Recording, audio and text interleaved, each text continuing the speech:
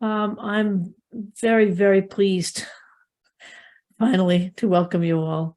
I just want to say, I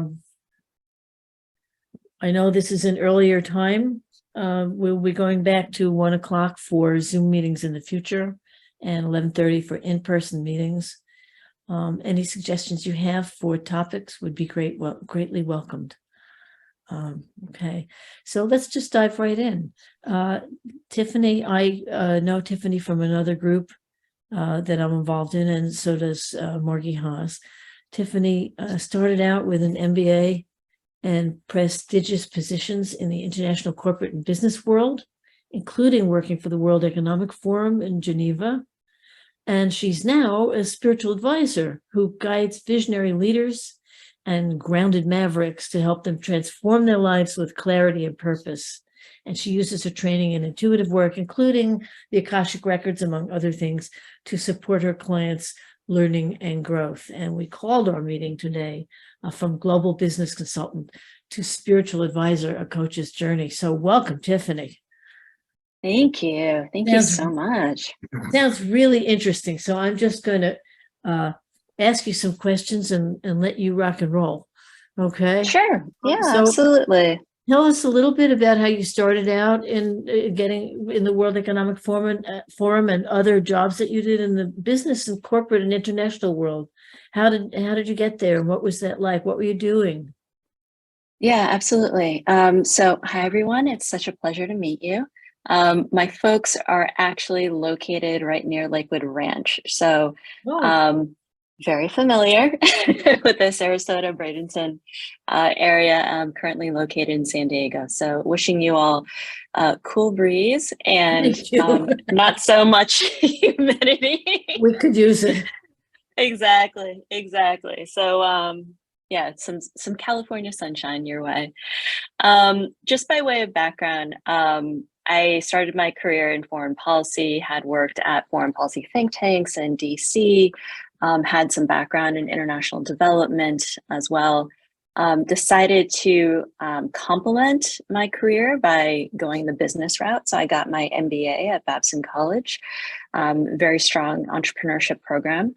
And then I got recruited to go to the World Economic Forum. So for those of you who may be unfamiliar with the forum, it's basically the intersection of public, private, as well as social entrepreneurs and civil society coming together at the highest levels at a place called Davos, Switzerland, and kind of thinking about, how we are going to go about doing things in the world. And I was very blessed to be able to be recruited by them, was a global leadership fellow through their program, and worked there for about 4 years. So was really privy to some of the senior level executive decision makings at the global scale, and had a really great time. Was a blast. And what's interesting about Davos is that you get to see these leaders at a really human level, because when people are interacting with other peers, they can actually be real with one another. So there's less of a pretense and a farce, and they can actually let down their guard a little bit. So my entire career has been largely working with executive senior leaders, really helping them think strategically about priorities, not only in their personal lives, but then also internationally. I mention that because what I do now is essentially an extension of that work. So after my fellowship at the World Economic Forum was over, went down to Johannesburg in South Africa and helped start up a university. And it was actually at that time that I got into a pretty significant car accident. And it terrified me. It was one of these sort of moments that define who you are, who I am. Essentially what happened was that I was a pedestrian crossing a major intersection in downtown Joburg, and a car hit another car, and the car came rolling towards me. I was not physically hurt, but I received, the energetic impact of that particular accident, and subsequently started to fray. My entire identity, you know, prior to that was based on title, affiliation, organization, my relationship with my boyfriend at that time that I had actually moved to South Africa for. And then in an instant, all of that sort of like disintegrated. I had prided myself in terms of my intellectual prowess, in terms of my ability to just get her done. And then all of a sudden, I just couldn't keep it together, right? And was suddenly afraid of the dark, couldn't cross the street, had to learn, you know, how to drive again, all these things. And it was in these moments that I believe that my brain got rewired and I started to experience the supernatural. Mm-hmm. And then, you know, an entire new realm opened up for me. Shifts in perception, what I believe to be high emotional intelligence, or just like, you know, intuition, just sort of like an inner knowing, started seeing things, experiencing things in a much more vivid manner. And so I mention this for two reasons. The first is to um, basically like give an overview of like how one could be in a very like concrete sort of like a rational sense, but at the same sense like almost like have an inkling that there's something more, because there is, but not necessarily having the tools, the skills, the framework, even like the verbiage to be able to express this eloquently. The second reason is to also acknowledge that if you have experienced similar things, whether it be, you know, maybe sort of like a sense of something greater or like a personal trauma that sort of like awakened something within you, just wanted to affirm that you're not crazy and that you're not alone. And that's precisely the time where what I believe to be God's spirit source, spirit, however you define that to be, is actually beckoning us to be able to like come closer and to be able to experience divine in deeper intimacy. And that's essentially what I'm doing. So looping back to the conversation, the opening question, Leslie, like what do I actually do and how did I get here? These sort of like awakenings, these sort of like nigglings within your soul, they happen to everyone from normal people like you and I to, you know, folks who are like the titans of major corporations.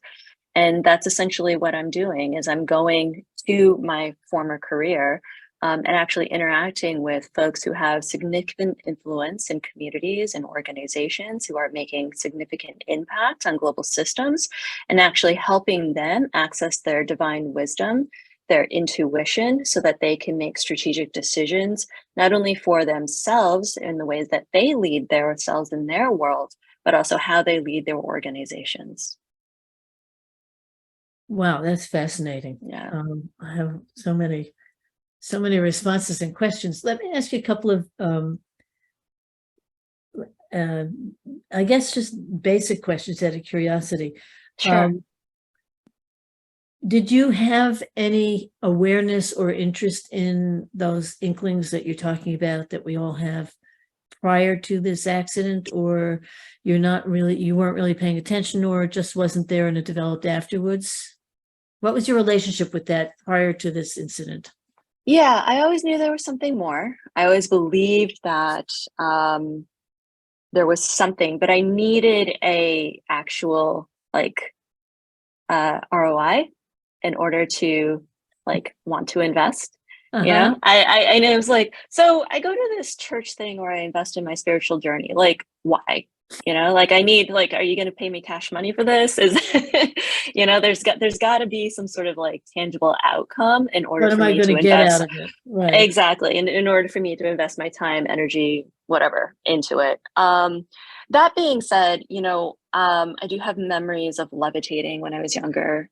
I would also like really gravitate towards the liminal spaces throughout the day. So like my favorite time of day is actually twilight, where like the day like meets the night and sort of like you sense that sort of like in between space. Mhm. Wherever, you know, a global traveler, wherever I would go, I'd really gravitate towards places of worship, and do my form of prayer to just sort of like settle, quiet, and then, you know, go about, you know, doing my touristy things. So it didn't classically look like a spiritual practice.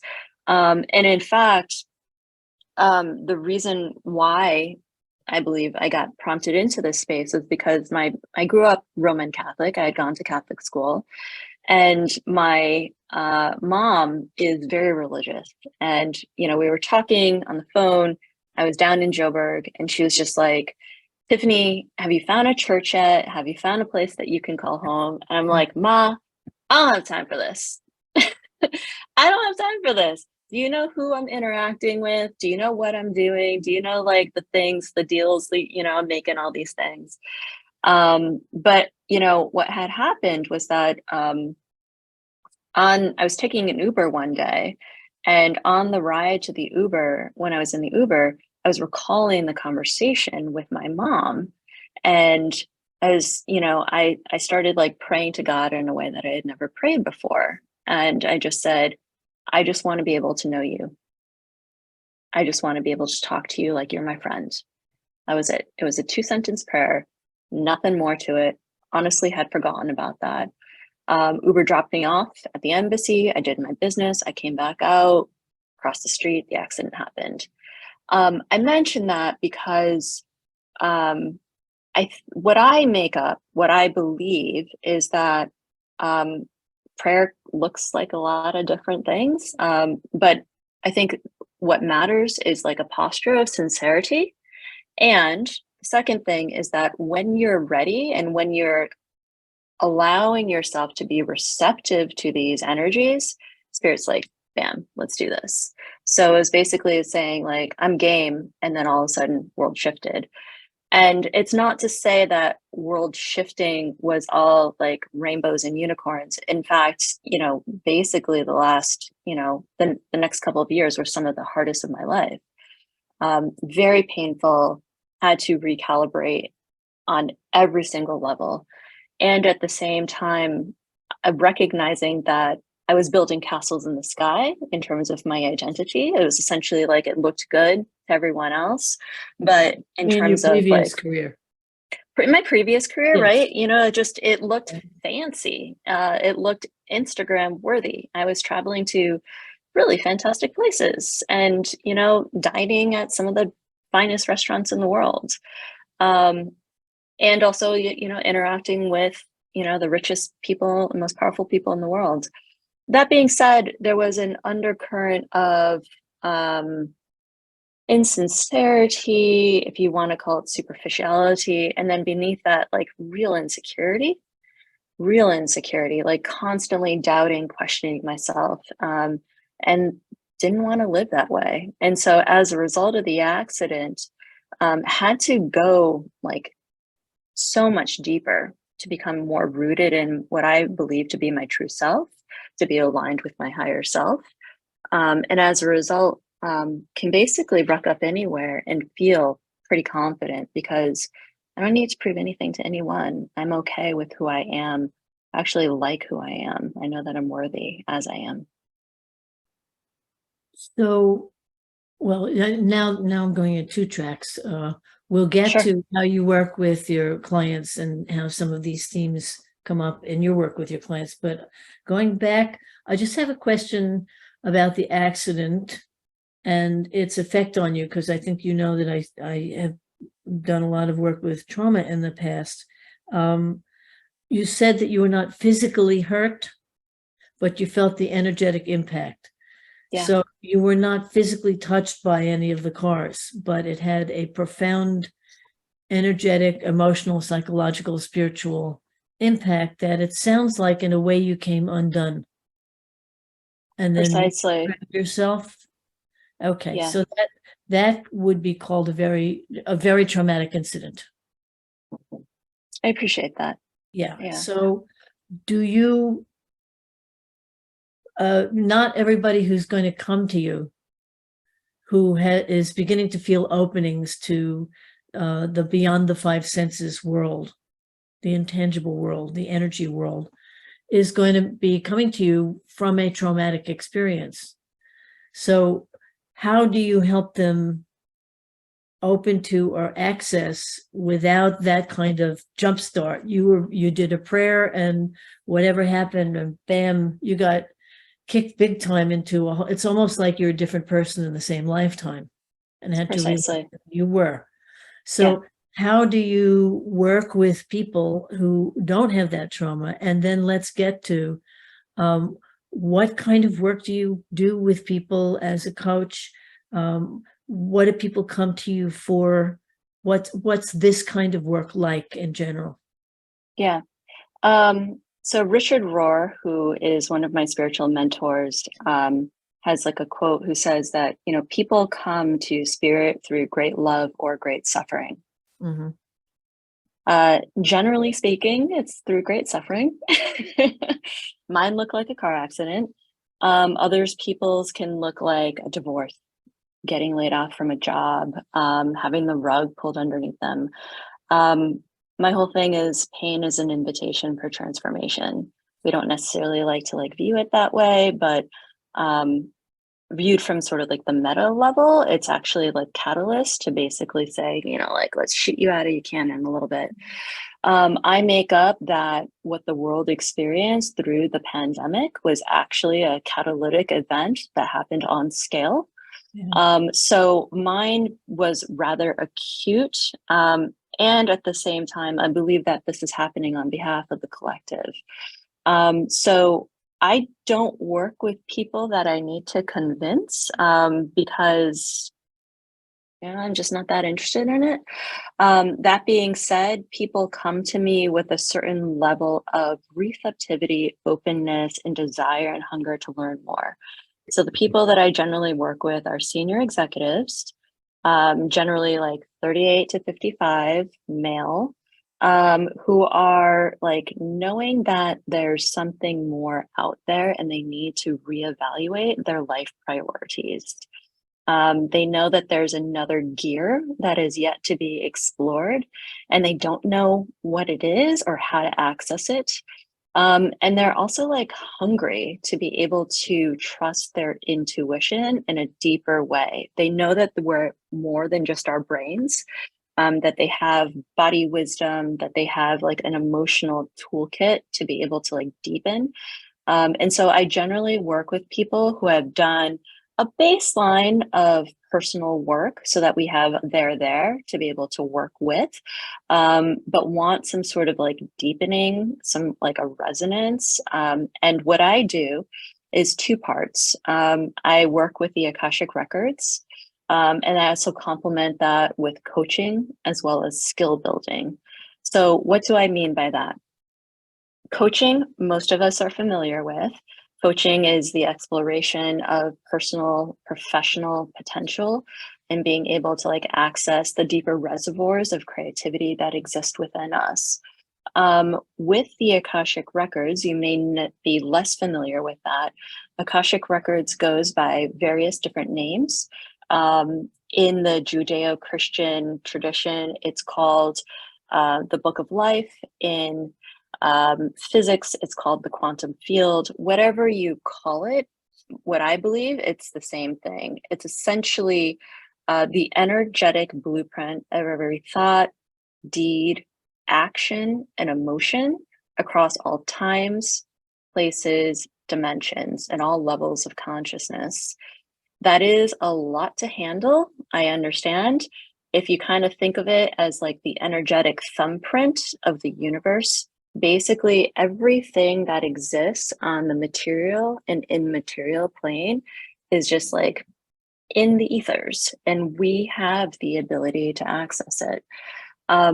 I used to believe that only special people had the ability to access it, that, like only people with special robes or, like fancy headdresses or whatever. What I have come to know, because I teach how to access the Akashic Records, is that everyone has a natural ability to be able to connect in. We are walking receivers, naturally hardwired to connect to divine. And it is just our natural ability to be able to refine these skill sets that we already have to be able to do this more effectively, efficiently, and consistently. I mentioned that because people are sort of like, oh, I don't know if the universe is talking to me. Yeah, the universe is talking to you all the time. It's just a matter of, are we paying attention, and do we actually have the skill sets to be able to listen more effectively? And just to like offer a tangible example of what I'm talking about, have you Yes. ever like entered into a room where like someone has just had a fight, and you sort of like can feel sort of like the fuzz, the buzziness in the air? Like no one taught you how to read energy. You can just feel it, sense it, know it. The same thing when you walk into like a football stadium, you can kind of like sense the excitement in the air. You don't need to hear the fans. You don't need to feel the spaciousness of the stadium. You already know. So this is just two solid examples of how you're naturally hardwired to be able to access planes that are beyond our natural five senses. It's just a matter of being able to trust it and take action on it. It's interesting as you're talking, I'm realizing that I think anybody who lives with a dog or a cat as a pet, if you really observe your furry companion's behavior, they track those energies far more accurately than we do. And they sense our moods, our emotions, and are reactive to it often before we know what's going on with ourselves. They're kind of like radars of energy. Yeah. And it's to me, that's always been an argument for at least acknowledging that there's more to the world than just the five senses, whether you Yeah. or not. So let me just ask you. And just Leslie, if I could just like point, Sure. yes, energy, and like proven by science, like you talk about UV rays. We can't see it, yet we can see what happens to our skin when we're exposed to it. Also, dogs can hear sounds that are beyond our normal hearing range. Yes. It's not that those sounds don't exist. It's just we're not necessarily attuned to that. Right.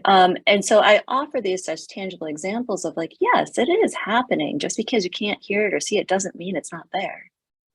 Right. And I won't go off onto the whole divergent topic of quantum physics and Einstein and spooky action and distance, where two things relate exactly the same way, regardless of how far apart they are. Instantaneously, there is no time, there's no space, all that. That's quantum physics. That's actually proven. And there are a lot of experiments going on with that. That's the scientific world's version of what you're talking about. As grounding that. So I think what I'd like to do is just ask you, what kinds of issues do people come to you for? What kinds of outcomes do they experience? And then after that, I'd like to throw it open to questions, comments, just a conversation. And if we have time, maybe you can do a little demo if somebody's willing to volunteer, just a little itty bitty sample, maybe. We'll see. So what kinds of issues do people come to you for, and what kind of outcomes can they experience? So it generally is, it starts as a personal, because people, like want to be able to, like, they know that something's off, right? In terms of either like feeling a loss of momentum, feeling like they need to shift their priorities, almost like feeling like there's something more that they're capable of, but they don't necessarily know what to do next. And then related to that are shifts in perception, meaning they're actually like sensing things in a different way, or they may actually see visions, or like they're feeling emotions, other people's, maybe like energetics of what's happening in the world. And they want somebody to like make sense, talk with, help be able to provide context as to what is going on. And so generally, I help them be able to tap into that deeper knowing, being able to offer them particular skills to sharpen their intuition, and then be able to take action on that. So how does that look like concretely? What I do is I work with people on a bi-monthly basis. So we meet twice a month for coaching. And then once a quarter, we'll meet for an Akashic Records session. And so the Akashic Records can provide insight into roots of trauma, because you're not constrained by time, place, or dimensions, right? You actually can go to trauma that occurred in what the current event is. You can also go to trauma that has occurred in utero, as well as like past lives. So it's very interesting, because when we're caught up in these particular loops and we're triggered by what's happening in our world, it may be something that's happening in our current daily lives, but there actually may be influences that actually might be triggering how we're showing up today. So with the Akashic Records, we're not only able to like look into the future in terms of potentialities, but we're also able to go into the past. So through the records, we are doing one of two things. We're actually conducting emotional healing so that we're clearing out any blockages that are preventing them from accessing source in a clear, pure, intentional manner. And then we're also providing guidance as to where they could go next in terms of exploring their highest potentiality. And then through coaching, so that's the sort of like expansive part, right? Where we're accessing other realms, we're accessing source, spirit, divine. And then what I love about coaching, it's where the rubber hits the road, right? It's about providing structures, accountability, and we actually unpack the session. So we're saying, oh, okay, great. You had this amazing, transcendent experience where you felt like you were full of love and light and like awesomeness. What are you going to do about it? So what resonated with you from our session? How do you want to let's actually access your inner wisdom to develop a template or a blueprint for how you want to action these items. Hey, do you want any structure or accountability around any of the goals that you've set for yourself? You're saying that, through the records, there came this idea to write a book. Fantastic. Let's actually download what the chapters of those books are. Let's actually provide structures as to when the dates as to when you're going to have some accountability to that. Let's actually make sure that you're actually creating momentum. So it's not just about opening to this expansive experience. It's about creating some traction here in this 3D realm. And so I do that generally on a yearly basis. So I work with people on deep dives. For some people, they prefer just to check in on a quarterly basis, and that's cool with me. So what we do is we'll have a 2-hour session where it's first hour is Akashic Records, we'll do the expansiveness. Second hour is sort of structure and accountability. And we do strategy, vision, and planning. And what's really interesting about the Akashic Records is that it's incredibly pragmatic. So if you were to do business planning, you can develop marketing strategies. You can figure out what areas need to be fluffed up in terms of finances. You can actually download new business ideas. So this whole thing about what's the ROI, right, on spirituality is that all of this is readily available to us. It's just waiting for us to be able to access and move it forward. The interesting thing to me is when I hear you describe all of this, that it seems to me that someone would not necessarily have to be totally comfortable with or even buy into the language of spirituality and those contexts in order to get a lot out of working with you, because they could call it you're just helping them access their inner world, or they're just precisely. Yeah. So they would have to be flexible enough and open enough to come to you anyway, given the spiritual framework. But actually it's accessing, you could say it's accessing your own inner world, your own inner resources, and then activating them in the practical world. Yeah, I love what you're saying, because not only when I channel, right, when I'm bringing through wisdom and guidance, what I say to people is, if there's ever anything that comes through that doesn't resonate and that doesn't feel good, I'm not going to be offended. Don't take it personally, because I know that it's not coming from me, so I'm not personally offended. if something is coming through and you feel a deep-seated resonance with it, I would highly encourage you to pay attention, because there's a reason for that. But always with this, I want the client to feel empowered and to feel aligned. I'm not forcing anything. I'm not saying, some bearded white man from like above is like guiding you and telling you thou shalt do this. What I'm saying is, this is what came through. What feels good for you? What feels deeply resonant? Let's access your inner wisdom so that you can actually bring this forward. If it doesn't feel good, it's not your truth. That bearded white man that you just mentioned is the image of God that I was taught as a child in Jewish Sunday school. There was God and the earth was his footstool. What we were told. So it's like a little humbling perspective for who we are. Yeah. I'd like to open this up to questions or comments from anybody. I'm finding this really interesting. So if you just unmute yourselves, let's have a go. Margie, you had a question. Tiffany, I'm not convinced that there are Akashic records. To me, it feels like a label, a jargon, a kind of like cool, the cool flavor of the years. I don't mean, you've read for me and it was very profound. But what are Akashic records? And is it, I somehow I think so many people talk about like they're out there like the Holy Grail. And to me, that's not true.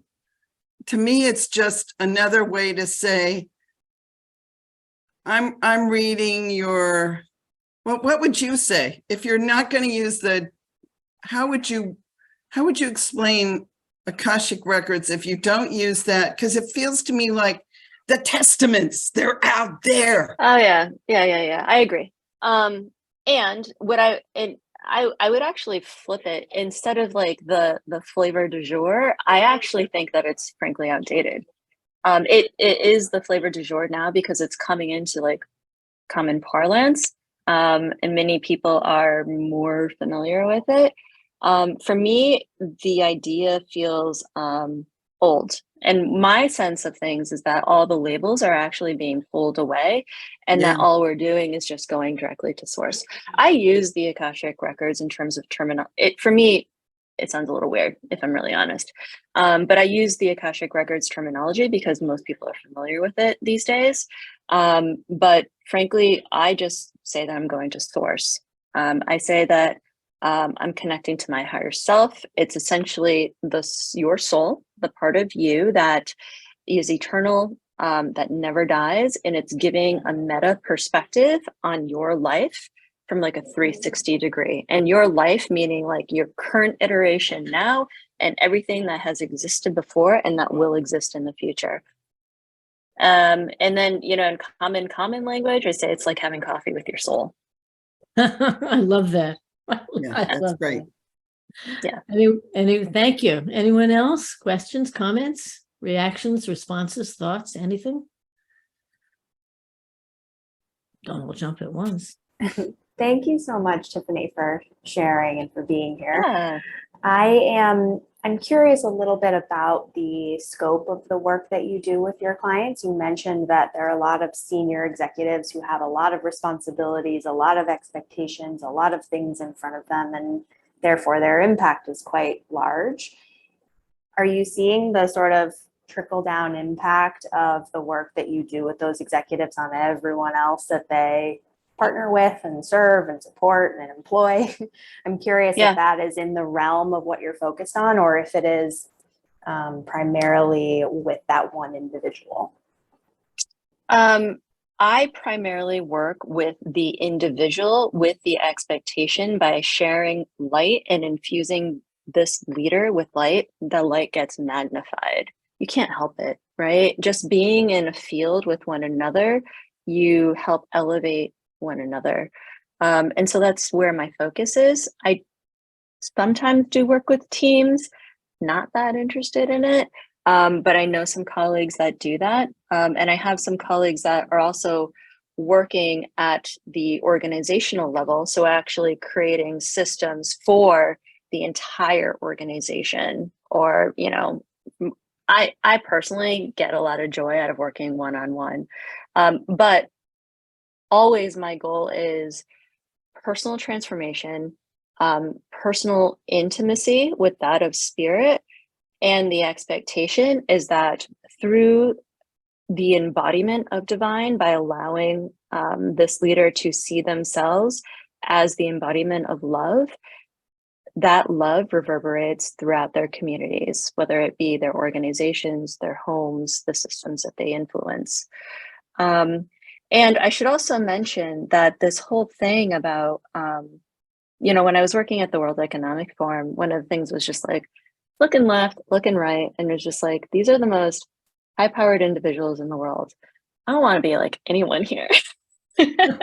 like there is no one here that I feel like I would want to emulate. And I realized, I was like, what I'm aching for is not only folks who are like super smart, but also like heart forward. And I realized that in order to have that in the world, I needed to show up that way. And by showing up as my fullest self, and frankly, it's taken a hell of a lot of courage to be able to walk this path and to be who I am, has not been easy. But what I've found is that as I give myself increasing permission, I give others permission to do the same, and they come out of the woodwork.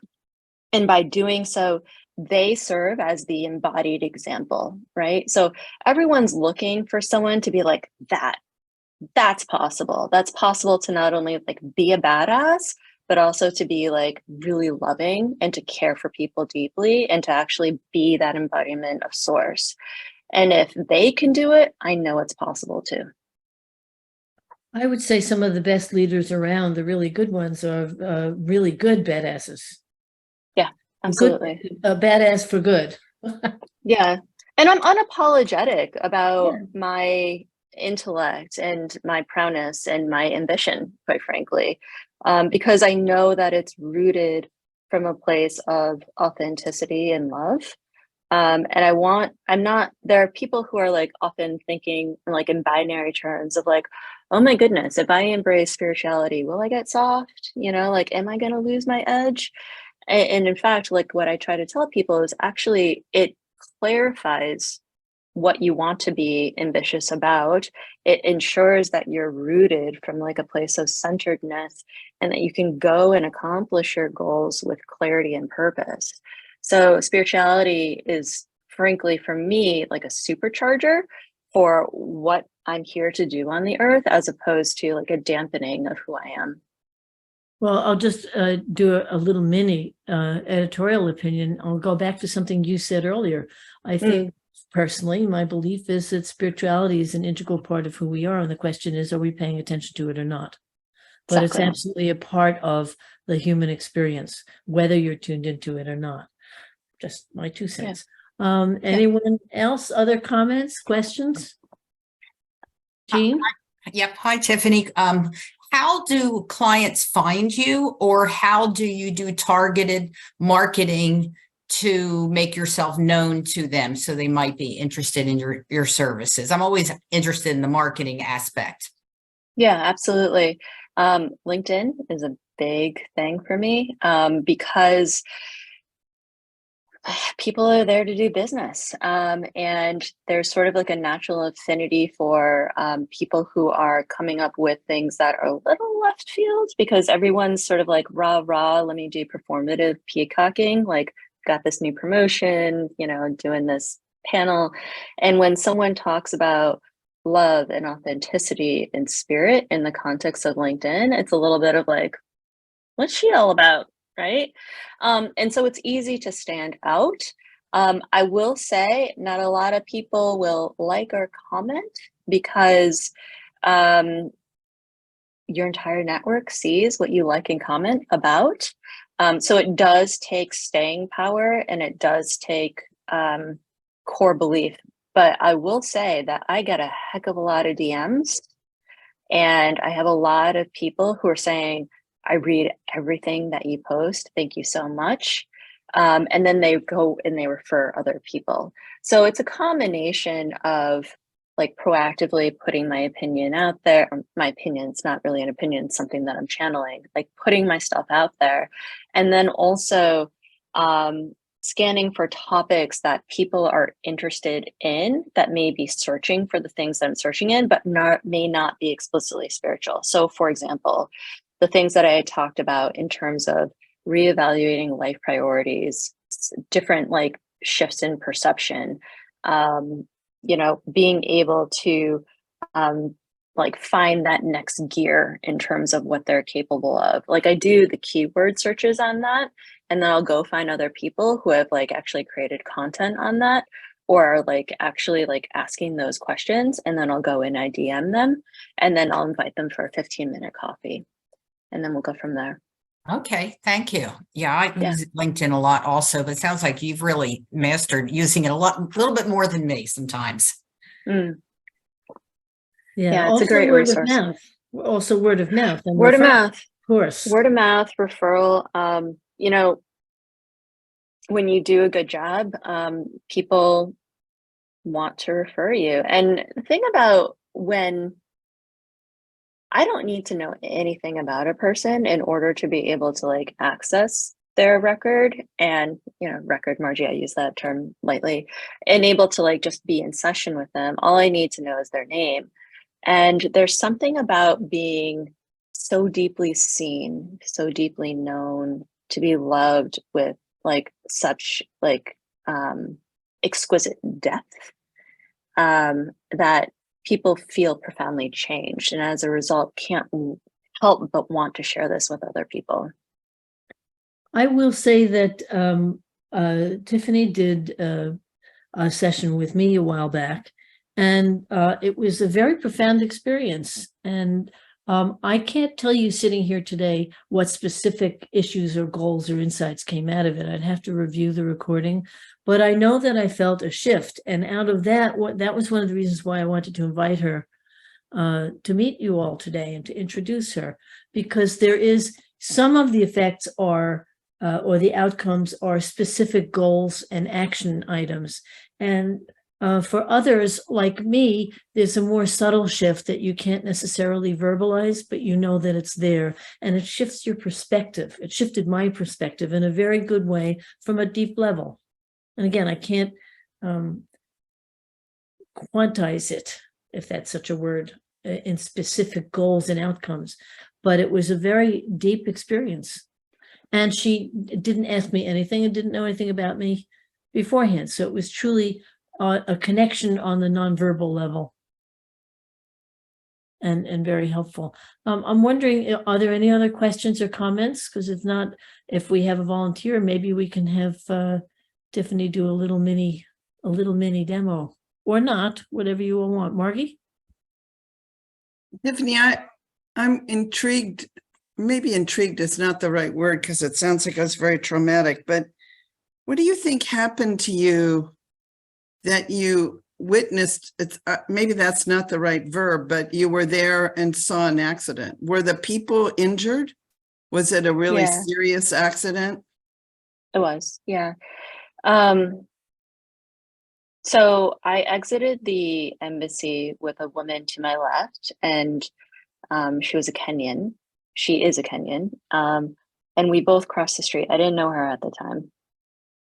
And she was on her iPhone, and I usually am the person who is on my iPhone, but I wasn't. And then I saw the car coming towards us, and my first reaction was like, huh, that's interesting. Like, it wasn't fear, but it was more of like a matter of fact. And it felt slow-mo, like the Matrix, and like just like dimension, time, space sort of like slowed down. And then either I got pulled back or I pulled back ever so slightly. The car barely missed me. Like, I'm talking like inches. And the woman to my left got hit head on. Her body Oh. flew seven lanes, and she like cracked her head open and like broke, you know, a lot of stuff. She Oh, she doesn't remember anything, but I remember the impact of her body slamming across the car. And I remember not only like I remember the sound, but what I really remember is like the physical impact on my body. And by I want to physical, I mean interrupt you like, for just a moment. Is anybody in the group feeling too traumatized by the details? I just want to double check. If you're all okay, please continue. All right, please continue. I Yeah. just need to double check. yeah. So, she got physically hit, but I'm still unpacking this thing of like, yeah. is it that I received like the energetic impact of that? And I do wonder as it relates to like generational trauma, inherited trauma, all these things, like what person like receives things, even though another person has actually like undergone that. So anyway, Did couldn't think. did she live? Is she okay? What's interesting is that she is alive and she's thriving. So when I rushed over to her body, I was trying to dial 911 and 911 doesn't work in South Africa. But I felt incapacitated as well as like useless because I felt like I couldn't remember CPR. I didn't know what to do. I was terrified. There was no like action that I could do on my phone. And what I feel happened was that I was actually like being channeled, I was being used. And she suddenly like woke up. And to this day, she credits me with saving her life. I still am deeply uncomfortable with that like, who knows? Who really knows? But she believes that it was actually me that saved her life. And what's interesting is that her recovery, given the circumstances that she encountered, was rapid. Like she like moved through her recovery like no one's business. I, on the other hand, disintegrated. And there are a couple factors into this. Like her family came immediately and surrounded her, so she had a lot of love and support as a result of the accident. My family did not come, and that was very like hurtful. And I also make up that she had a very strong faith at the time of our accident. She doesn't remember anything that happened, but she was just like, there's a purpose. I trust. I know that this is going to be just fine. I didn't have any of that foundation. As mentioned before, like my castles were built up in the sky. So when this happened, it was sort of like falling apart, right? Because there was nothing there. And so in terms of like the energetic impact, yeah, it still resides in my body. When I'm still driving and like a car moves a certain way or, at nighttime, like a flinch, it still is alive there. Tiffany, I really want to acknowledge you. I do know, by the way, I do know Tiffany to some extent, but I really want to acknowledge you for being so frank. And I realize it could be traumatic for other people to hear this, but I have a different respect for you, the way you describe it. And I can imagine how horrendously traumatic it is. And I think just to be with someone, just to close this off, I don't want to go on about it, but in my own training, if you are with somebody who's just been hit, we should all know that if you're there, if you just tell them that you're there and that they can't be injured more, it can often save lives, because sometimes people just leave permanently because of the shock. So I can appreciate that you really did save her life, and also the tremendous traumatic impact on you. And I never really got that before, but I can imagine that would deeply karmically shift who you are and what you're doing. Yeah, thank you. Yeah, I also want to add that It can sometimes be easier to process physical injuries when they're traumatic because there's something tangible that you can focus on. You know, how's your blood count? How are your bones healing? How are your muscles healing? All that. And you can focus on the body to go through the healing process. When it's not physical and it's emotional, spiritual, psychological, whatever you want to call it, but it's intangible, it can be more challenging and more difficult to go through the healing because you can't put your finger on it's this blood count, it's this bone healing, it's this x-ray, you know. So again, I want to acknowledge that for a very traumatic incident that you also have done a tremendous amount of work to get yourself where you are. Nina, appreciate that. you have your hand up. Yeah. Hi, Tiffany. Thank you so much Hi for there. sharing this Pleasure. amazing insight.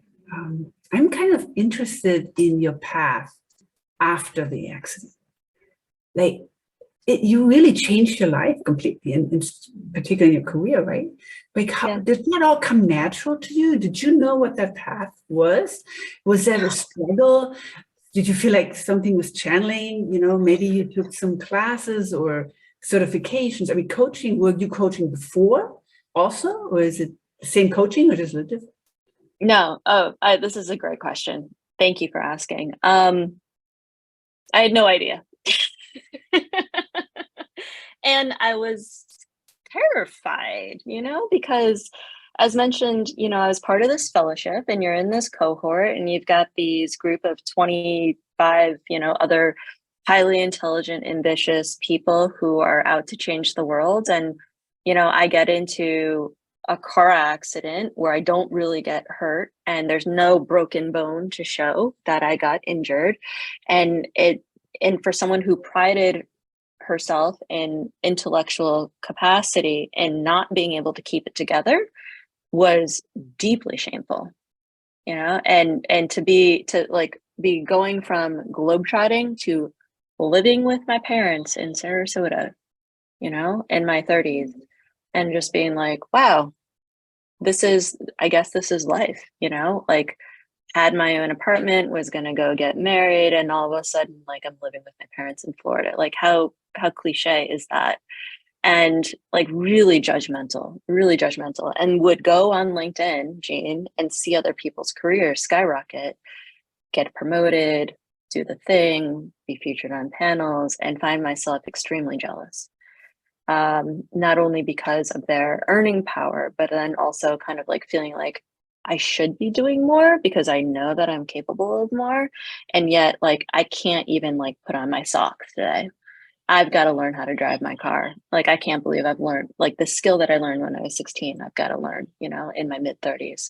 So that was really hard. So the first couple of months/years was just like baby steps, you know, like just build the foundation. I had talked to a traditional career coach, had done work with a CTI trained coach as well, and was just like, okay, there's something very interesting here, but like coaching is only for like, it's for other people to do. Like, I'll hire out for that. I will never become one because I'm too good for that. Like, I'm here to influence systems. I'm here to make global impact. Coaches, you know, like I was super arrogant. And then I did the whole consulting route for a while, you know, was doing, you know, traditional consulting to international organizations. It was fine. It was not super fulfilling. But what the consulting did is it actually offered me flexibility to go ask those bigger questions towards spiritual mentors. So attending retreats, actually going to contemplation circles, actually like investing in my spiritual path. I would go to church, you know, like 3 times a week, something like that, you know, because I had that flexibility with the consulting. Ultimately, what happened was that I could feel the consulting nearing its natural arc ending. And I was talking to a mentor that I had in Beijing, and he was just, you know, learning about where I was in life and offering me some feedback. And he's just like, Tiffany, given your priorities and the things that you're interested in and that you naturally are very gifted in, have you ever considered coaching? And he had been like the 10th person that had like offered this as a suggestion. But for the first time, it almost felt as if like someone had taken a marble and dropped it in a glass. And I could feel the clunk, like I'd feel the physical clunk in my body. And it was like, yeah, like it was almost as if like I finally was receptive to hear like multiple people, multiple signs, but all of a sudden it's like finally here. And it just so happened, I got trained at the Coactive Institute. Just so happened that Coactive had their fundamentals course that Friday. So I spoke to them on a Wednesday. Their first fundamentals course was on a Friday. My friend, my very dear friend who was living with me in DC was also leaving. So he dropped me off on his way out of the city. And so basically did all of my CTI coaching and then proceeded to go into their leadership program. Through leadership, I experienced a Kundalini awakening during one of the retreats. That was phenomenal and terrifying at the same time because I had no idea what was going on. And then through that, just started like seeing and experiencing things in a super rapid mention. Like I'd walk down the street and I could feel people's emotions. I would see color everywhere. There would be rain coming down the sky and only landing on one tree.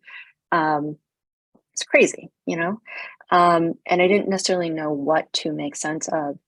And so one of my friends was just like, listen, there's this woman, she does this Akashic Records thing. It may be helpful for you to offer some context as to what's going on in your life, maybe. And so when I went for the session, and this was still when I was in like this binary thinking of like, is this good? Is this bad? Is it evil? Like if I do this, am I a bad person? As soon as I figured like, I'll know when I get there. And as soon as the records were open, all of a sudden it was like, oh, welcome home. Like, oh, this is love. And even like she was saying words that resonated, but honestly, the words didn't really mean that much. Like all I was doing was just weeping because it felt as if I was coming home. And there was just like this deep settling of peacefulness. And I was like, yes, in the same way that my body knew like, yeah, like do the coach training. Like my body also knew like, this is truth. This is love. Mm-hmm. And then from there, it was just like one of my friends believed in me, and she's like, I believe that you're highly gifted in terms of intuition. I think that the same woman that I had the reading for, she said she's teaching people how to like open the records. I think that you should do it. She believed in me so much that she paid for my first chunk of training, and then subsequently went through that, and the teacher then asked me to teach alongside her. So for the past couple of years, I've ushered hundreds of people through the Akashic Records, helping them access and being able to do that themselves. So it has been a windy, whirly journey where I was totally resistant, cynical, very judgmental, to the point where I am right now, where I tried to hide my spirituality, and now where I'm like out front and I'm owning it, and I'm actually leading other people along the path. So I'm going to stop right there. Tiffany, just Does for that answer your context, question? just for context, how long ago was the accident? 8 years ago. 8.5 years ago. So it's quite a journey. It's an 8-year journey to Yeah. where you are now. Wow. Yeah. That says something. Yeah. For context. Nina, did that answer your question? Yeah, that was great. Thank you so much. I'm kind of in a similar position, maybe, but at an earlier stage in the journey than you are. I had a traumatic experience, and I felt I kind of got in touch with source, or whatever you want to call it. And I know what my calling is, but I'm kind of at a point where I'm not quite sure what to do next, and I feel kind of overwhelmed, that sort of thing. So I wanted to hear how your path went. So thanks. Any other questions? I'm sorry, Yeah. Tiffany, go ahead. I didn't Yeah, interrupt. what I would offer, it's both like being proactive and like taking the steps, but really it's about receptivity and saying like, I'm open to being guided. Just show me the next half step. Yeah. And like, I'm really happy for you. I'm excited for you. Well, Tiffany, let me ask you, we have, Mm-hmm. this has been so interesting. I really appreciate your openness and how articulate you are in describing your journey. It's really, really Oh. interesting and helpful. We only have a maximum of 20 minutes left, and I don't know if that's enough time to do a little demo or too little, or we can skip it, or we can do a little mini if somebody's available, but I don't want, what feels right to you? Should we? I'm open if someone wants to do it for 10 minutes. Okay. Does anybody want to volunteer for a little 10-minute taste or a little tidbit? Margie, you're eliminated because you've had a session. And I can't volunteer, obviously. Anyone else? Oh, be brave. She's very kind. I don't know, maybe she can help me on my path. Okay, Nina. Yeah, absolutely. Nina. Nina, what is your full name? Your full legal name? Martina Kirsten Schmidt. Should I type it in the text box? No, that's okay. Kirsten with a K, K-I-R-S-T-E-N, and Schmidt is S-C-H-M-I-D-T. Great. Okay. And do I have your permission to access your records today? Yes. Okay. And have you done anything like this before? No. No? Okay. So what I like to tell people, as I've shared with folks today, is that you're already doing this. You're already accessing your Akashic Records. What we're doing is just opening the portal just a little bit wider and for a prolonged amount of time. So I mentioned that. So if you see things, sense things, or just know things in a more pronounced fashion, I just want to normalize that. And if you feel like you want to include what you're experiencing into the session, feel free to do so, because Spirit's talking to you just as much as Spirit's talking to me. So just wanted to share that. I'm going to pause there. Is there anything that you need before we begin today?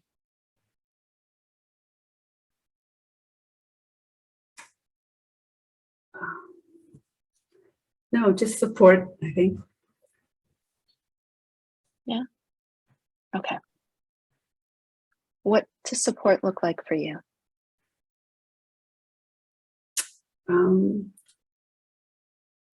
It has to come like all around. Okay. Yeah, internal but external as well. I tend to like listen to signs, and so I'm really open to that. So I just need to see. I feel like I want to see signs that help me along. I would feel like, you say you're channeled. You feel channeled, it just comes. Sometimes it doesn't feel like I'm getting that channeling. I want more support with that. Okay, great. So we're just going to call in support and call in love. So just to let you know, what I'm going to do is just take us through very simple embodiment exercise just to get us grounded, peaceful, just in like a steady state. And then from there, I'll just go ahead and say a prayer to access your Akashic Records. Leslie, I'm just going to ask that you like monitor for like 7 minutes, if that's okay. Yeah. And then from there, I'll just like channel what comes through. And then if there's a question that you want to ask, feel free to ask it. And then we'll close the records and then end for today, if that's okay with you. Mm-hmm. Yeah. Okay, great. Okay, Nina, I'm just going to invite you just to get comfy.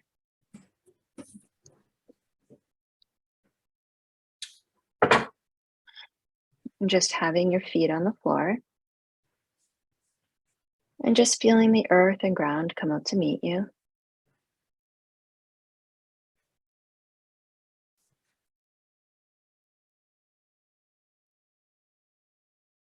Knowing that you are safe and secure. Just feeling yourself in your chair, knowing that you are held, that you are loved. Just breathing air and light into your body.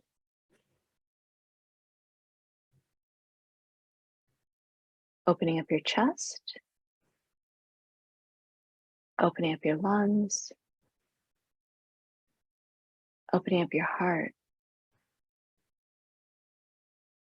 As we do this, we're opening up the healing channel, healing temple, so the wisdom and energies of your highest good can move gently and easily through you.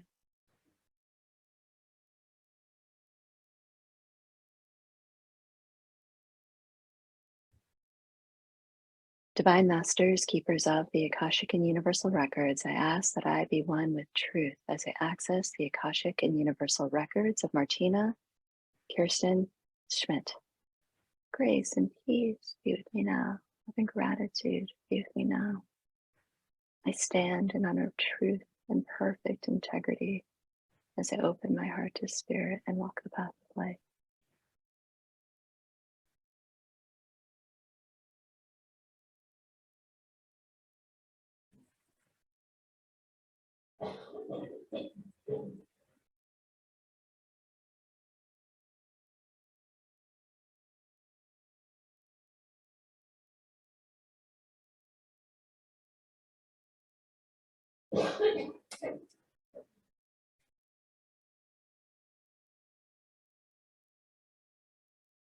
Okay, Nina, your Akashic records are open.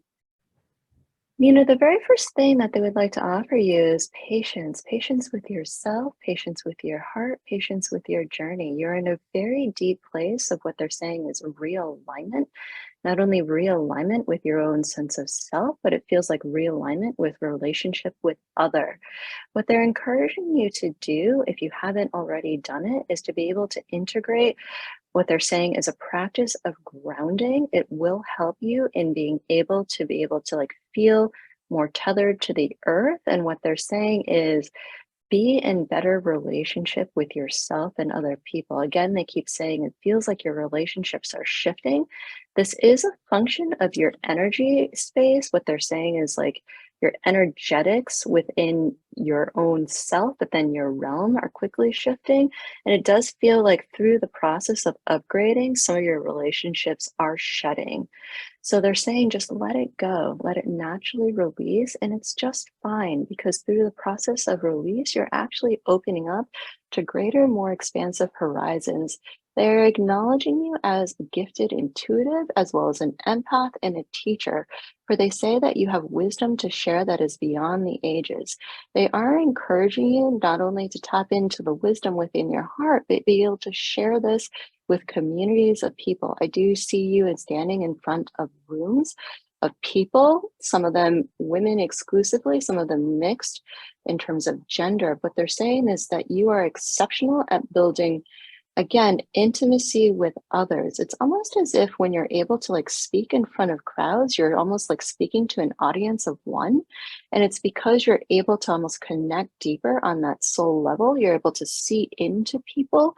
You're able to almost like connect in heart to heart, human to human. They're saying do not underestimate the web of connectivity that you see in and around us. It's almost as if you're able to see natural connection in and amongst people. And they're saying that it's not your imagination, Nina. It's not your imagination. You're not making this up. What you are actually experiencing and feeling is true and real. And they want to acknowledge you for the ways in which you have been devoted to your pathway. And it does feel as if any impatience that you've had with yourself, they're saying, never mind this. where they're just asking you to release and dissolve again any of these patterns of dissatisfaction. Seems as if some familial patterns with like almost like dissatisfied with like the ways in which you have prioritized or dissatisfied with like urgency or prioritization. They're saying that let those patterns go, because time and growth and evolution is not linear. The ways that you have played it out in your mind are not necessarily how divine and personal evolution works.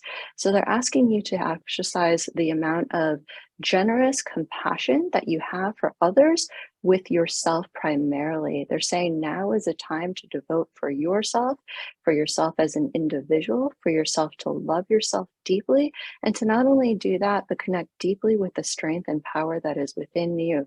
Because what they're saying is that you have within you like a deep reservoir of not only like wisdom, but also resilience. And this is your superpower that you have yet to truly access.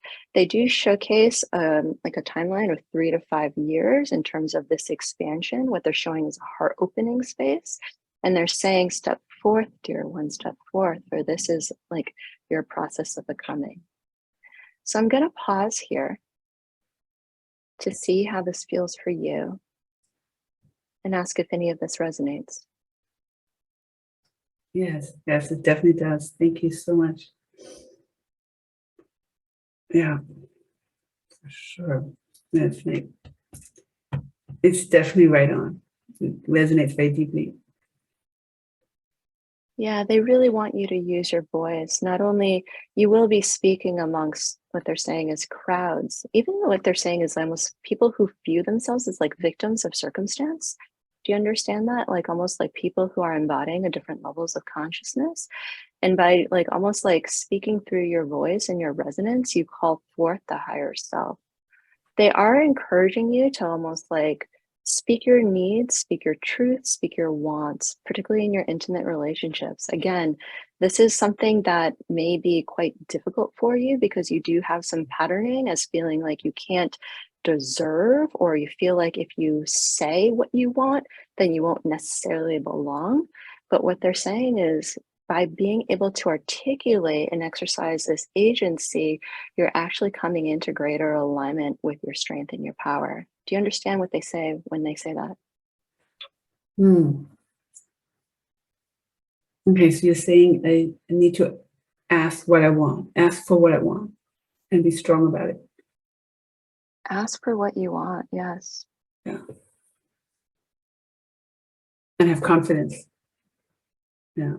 They're saying that this is really important for you to be able to exercise your agency. I've got tears, when I say that. So yeah. Mm-hmm. Yeah. It's almost like when you grew up with some patterning, it's like you weren't allowed to ask for what you wanted. You felt That's right. like you were, Yeah. Yeah. And this is something that you're going to be breaking through. But there's a lot of power here as you're going to be like, they want you to be clear. Like, as you find that you're articulating yourself, like some people might bristle and they're saying, oh, like, I was always like this nice person that always said yes all the time. But what they're saying is by articulating, not only will you feel better, you'll feel more expansive. And they're saying that you will garner more respect for yourself. You may find that, again, some of your relationships will shift as a result, but what they're saying is she's going to find new tribes. She's going to find new community, people that resonate with her, that see her truth, that see her light, that celebrate her, that want her to be vocal. So they're saying, fear not. Allow yourself to be seen. Allow yourself to ask for what you want, because in that, by exercising your agency, by exercising your truth, you become that clear channel for divine. Mm-hmm. Okay. Is there a question that you have for today?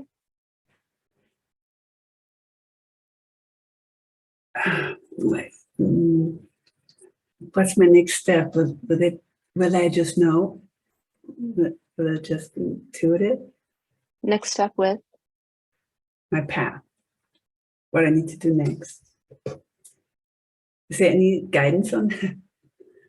They have very specific guidance. They want you to actually develop a list of joyful activities. You need more fun in your life. Gosh, you need more fun in your life. So what they're saying, like, do you dance, or do you like decide, do you want to dance? Do you find enjoyment in that, like physical movement? Yeah, I definitely find joy in physical movement, but not so much dancing. Okay, because they, because they want you to like really get moving, and it does feel like an activity like physical dance will be really important for you to not only move, because the energy is coming through you, but it needs to like move through your body. And also you need to feel, because you are a very powerful empath, you almost need to like get charged up and also feel the energies in and around you.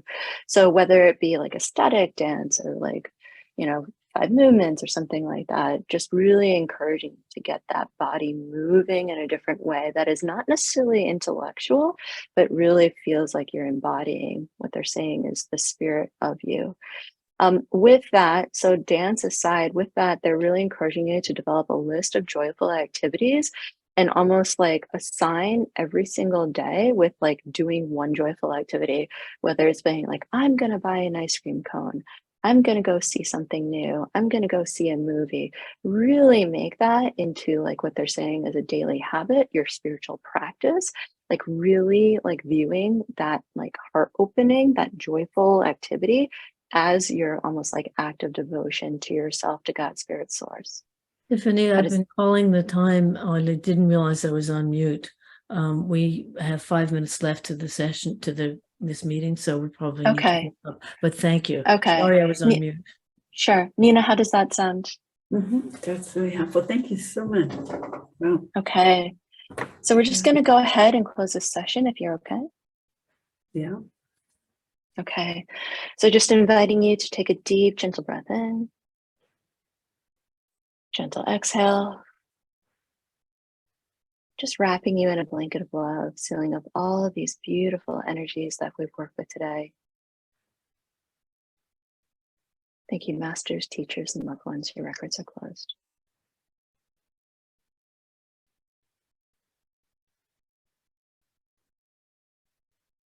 Okay, Nina, your records are closed.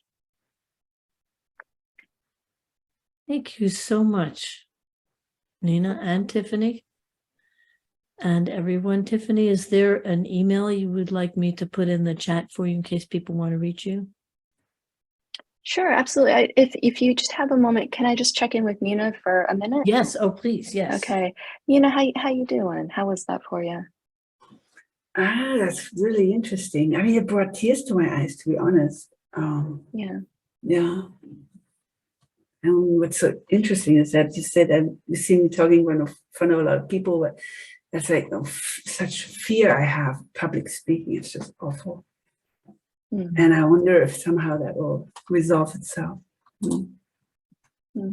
Yeah. Well, I want to acknowledge you for your courage and your willingness. Thank you for letting us see you.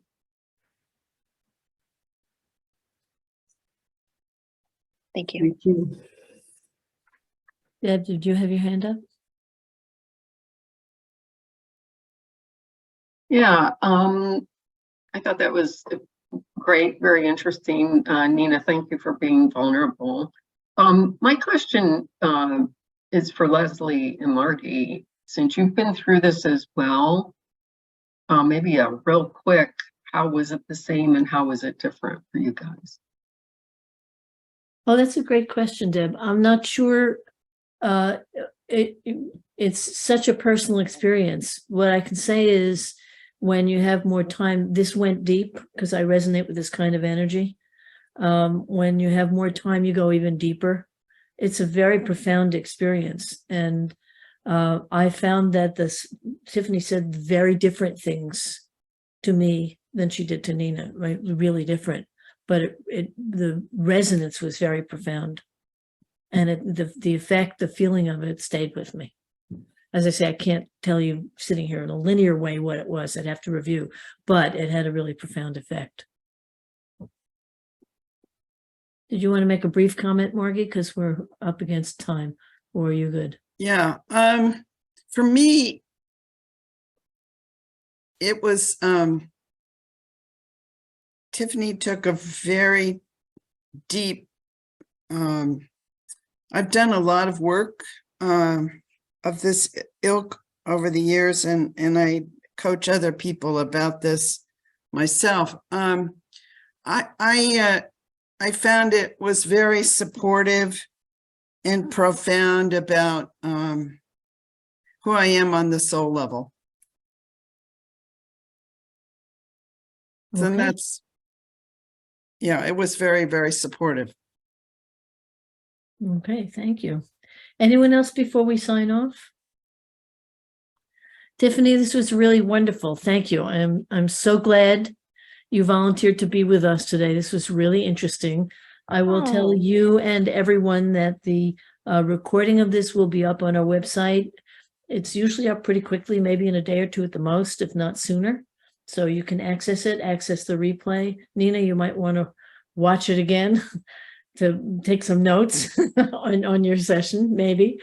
Well, oh, good.